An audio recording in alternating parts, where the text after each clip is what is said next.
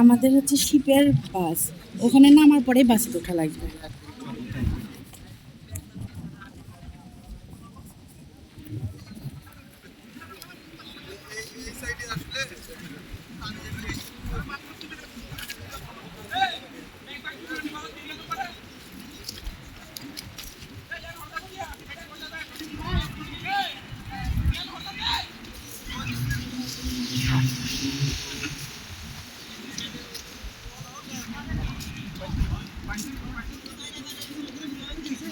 দেখুন কিভাবে হচ্ছে সেন্ট মার্টিনে সবাই স্পিড বোটে যাতায়াত করে। এই যে লোকগুলাকে দেখা যাচ্ছে তারা স্পিড বোটের যাত্রী।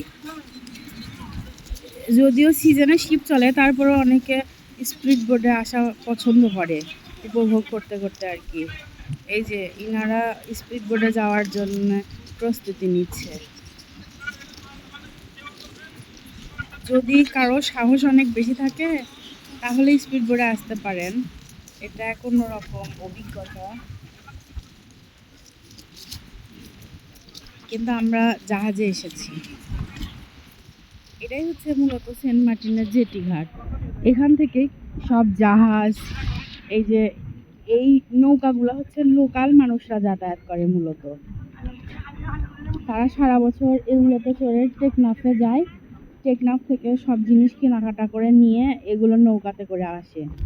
এগুলো নৌকা আমাদের সাধারণ নৌকার মতো না, এগুলো অনেক শক্তিশালী আর কি, কারণ সমুদ্রে অনেক ঢেউ থাকে, সেগুলোর সাথে পাল্লা দিয়ে চলার মতো, অনেক মজবুত।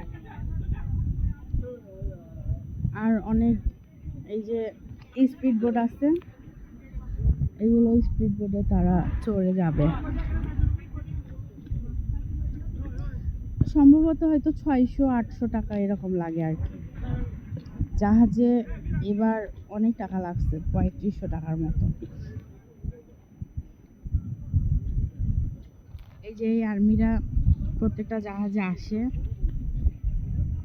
আবার যাচ্ছে, আবার নতুন শিপে অন্যরা আসবে। এই যে দেখেন, এই যে ডাব নিয়ে আসতেছে। এখানে সেন্ট মার্টিনের ডাব খুব কম পাওয়া যায়, বাইরের ডাবই বেশি আসে। কক্সবাজার থেকে এগুলো বাইরের ডাব আসতেছে।